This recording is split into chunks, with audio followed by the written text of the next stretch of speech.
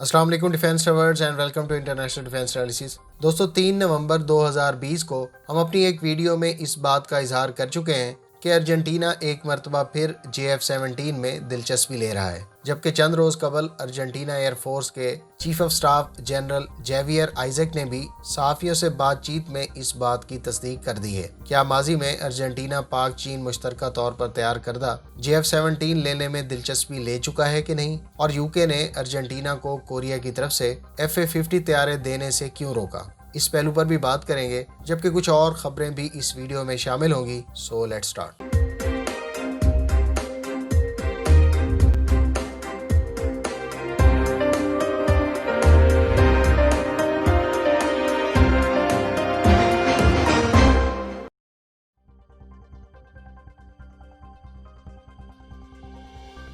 दोस्तों आपको याद होगा कि एक माह कबल हम आपसे शेयर कर चुके हैं कि बरतानिया के दबाव पर साउथ कोरिया ने अर्जेंटीना को अपने FA-50 तैयारों की फरोख्त रोक दी है। गो के जनूबी कोरिया का यह तैयारा अमरीकी कंपनी लॉकहीड मार्टिन के इश्तराक से बनाया गया है।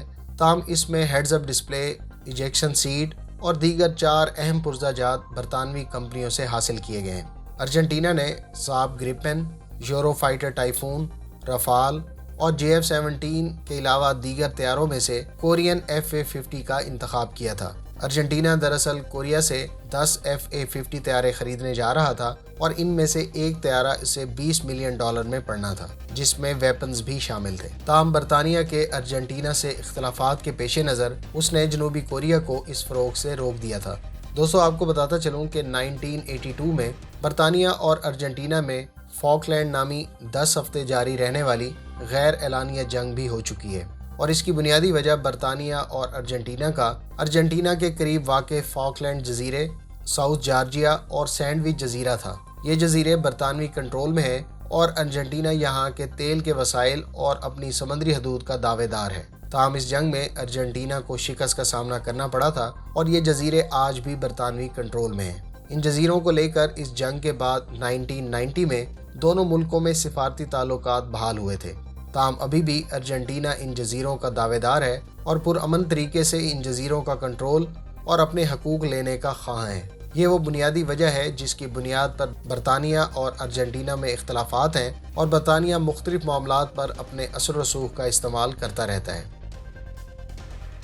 अर्जेंटीना के एयर चीफ ने सहाफ़ी को बताया कि ग्रिपेन और F-16 ना सिर्फ महंगे हैं, बल्कि ग्रिपेन के केस में उन पर बरतानवी पाबंदियों की तलवार भी लटकती रहेगी। लिहाजा हम कोई रशियन ऑप्शन भी मुंतखब नहीं कर सकते, क्योंकि इस सूरत में अमेरिका से पाबंदियों का ख़तरा है। जबकि अब एक मरतबा फिर हम JF-17 थंडर को कंसीडर कर रहे हैं। उनका मज़ीद कहना था कि अर्जेंटीना 2017 में JF-17 को इवेल्यूएट भी कर चुका है। ताहम इस मरतबा बात ब्लॉक 3 की है, जो ना सिर्फ पहले ब्लॉक से बहुत एडवांस्ड है, बल्कि इस एयरक्राफ्ट की शमूलियत से हमारी एयरफोर्स को जदीद और एडवांस्ड एयरक्राफ्ट की ऑप्शन दस्तयाब होगी। जनरल आइजक का मजीद कहना था कि हमारे पास काफ़ी तादाद में मिराज 3 और 5 तैयारे हैं। इसी तरह से हम अमेरिकन A4 स्काई हॉक्स भी इस्तेमाल करते आ रहे हैं, लेकिन हमें 4th जनरेशन तैयारा चाहिए और JF-17 ब्लॉक 3 हमारी एयरफोर्स की रिक्वायरमेंट को फुलफिल कर सकता है। जहाँ तक इस बात का ताल्लुक है कि मगरबी ममालिक के अलावा दूसरे ममालिक से हासिल की जाने वाली टेक्नोलॉजीज़ इतनी अच्छी नहीं होती, तो इस तरह की राय रखने वाले अफराद के लिए मैं ये कहूँगा कि हमें 4th जनरेशन तैयारी की ज़रूरत है, जो कॉस्ट में भी कम हो और इसकी ऑपरेशनल कॉस्ट भी मुनासिब हो। लिहाजा अगर हमें ऐसी ऑप्शन चीन से मिलती है तो हम ज़रूर हासिल करेंगे। जबकि रशियन एयरक्राफ्ट्स की ऑप्शन के बारे में पूछे गए सवाल के जवाब में उनका कहना था कि हम रशियन ऑप्शन तो बिल्कुल कंसीडर ही नहीं कर रहे। दोस्तों इस इंटरव्यू के तनाजुर में मेरा ख्याल है कि JF-17 ब्लॉक 3 के अर्जेंटीना की तरफ से ख़रीदे जाने के कवी इम्कानात हैं। ताहम ऐन मुमकिन है कि अर्जेंटीना बहुत महदूद नंबर्स में इनका इंतखाब करे। आप इस बारे में क्या राय रखते हैं, कमेंट बॉक्स में ज़रूर बताएं।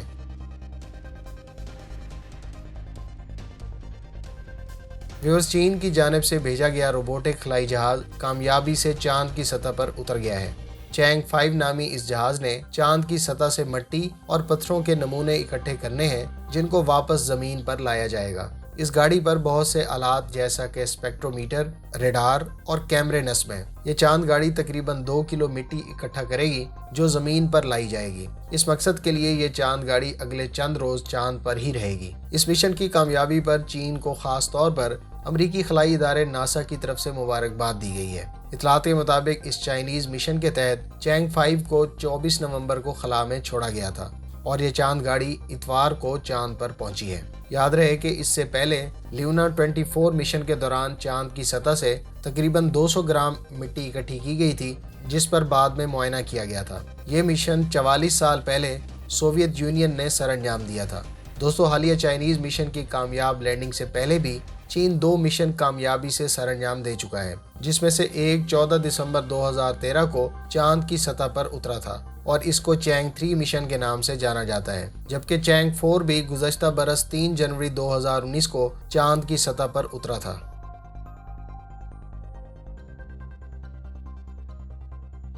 روس نے اپنے اخوتنک یعنی ہنٹر ہیوی اسٹیلتھ ڈرون سے ایئر ٹو ایئر میزائل کو ٹیسٹ فائر کیا ہے۔ اشولوک ٹریننگ گراؤنڈ میں کیا جانے والا یہ ٹیسٹ اس اسٹیلتھ ڈرون کو ایک اہم صلاحیت فراہم کرے گا، کیونکہ رشین حکام کے مطابق یہ صلاحیت حاصل کرنے پر یہ ڈرون دشمن کے لڑاکا جہازوں سے ڈیٹیکٹ ہوئے بغیر قریب سے ان پر air to air missile fire کر سکے گا۔ اطلاعات کے مطابق ان ٹیسٹ فلائٹس کا بنیادی مقصد ڈرون کی ایویونکس کو میزائل گائیڈنس سسٹم اور SU-57 سے جوڑنا اور جانچنا تھا۔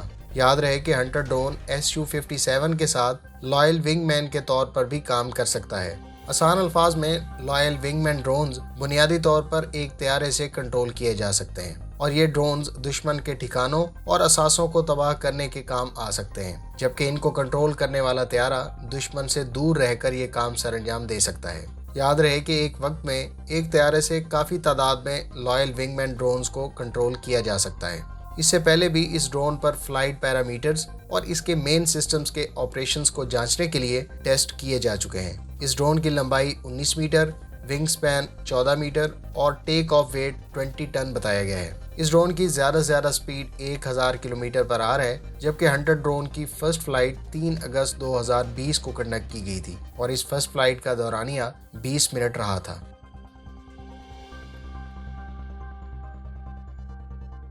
انڈین نیوی نے اپنے براموس میزائل کو اینٹی شپ رول میں کامیابی سے ٹیسٹ فائر کیے جانے کا دعویٰ کیا ہے۔ انڈین نیول حکام کے مطابق براموس میزائل نے ماک 2.8 کی سپیڈ سے فلائی کرتے ہوئے کامیابی سے شپ سے فائر کیے جانے کے بعد اپنے ہدف کو نشانہ بنایا۔ اس ٹیسٹ میں میزائل کو راجپوت کلاس ڈسٹرائر رن وجے سے فائر کیا گیا اور اس شپ کے 8 سیلز پر مشتمل ورٹیکل لانچ سسٹم سے لانچ کیے جانے کے بعد برہموس میزائل نے 290 کلومیٹر دور اپنے ہدف کو نشانہ بنایا۔ یاد رہے کہ برہموس کروز میزائل کو شپس، سب مرین، ایئر کرافٹ اور لینڈ پلیٹ فارم سے فائر کیا جا سکتا ہے، جبکہ 24 نومبر کو اس کے سرفیس ٹو سرفیس ویریئنٹ کو بھی ٹیسٹ کیا گیا تھا اور حکام کے مطابق اس لینڈ اٹیک ورژن کی رینج 290 سے 400 کلومیٹر کر دی گئی ہے، جبکہ اس ٹیسٹ میں اس کی سپیڈ 2.8 ماک رہی تھی۔ یاد رہے کہ پاکستان کے پاس بھی اس وقت CM-400 AKG کی صورت میں air launch supersonic cruise missile موجود ہے اور اس کی سپیڈ ماک 2 سے ماک 4 کے درمیان بتائی گئی ہے، جبکہ پاکستان اس کا شپ لانچ ورژن بھی عنقریب ٹائپ 54 AP فریگیٹس کے ویپن پیکج میں حاصل کر لے گا۔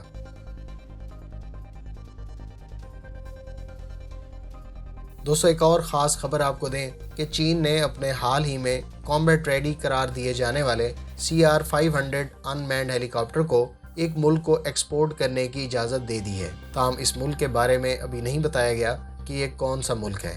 اس ڈرون ہیلی کاپٹر کی رینج 200 کلومیٹر، جبکہ اس پر 160 کلو گرام سے زائد کا ایکسٹرنل پے لوڈ کیری کیا جا سکتا ہے۔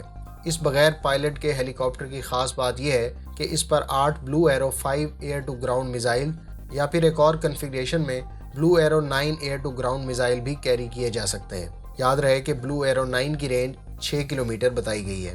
اس ڈرون کی سپیڈ 110 کلومیٹر پر آور ہے، جبکہ یہ 8 گھنٹے تک فضا میں رہ کر reconnaissance, surveillance, electronic warfare, target acquisition اور سٹرائک مشن سر انجام دے سکتا ہے۔ آپ کے خیال سے یہ کسٹمر کون سا ملک ہو سکتا ہے؟ کمنٹ باکس میں ضرور بتائیں۔ امید ہے اس ویڈیو سے آپ کی معلومات میں اضافہ ہوگا۔ ملتے ہیں نیکسٹ ویڈیو کے ساتھ، اپنی دعاؤں میں یاد رکھیے گا۔ اللہ حافظ۔ پاکستان زندہ باد۔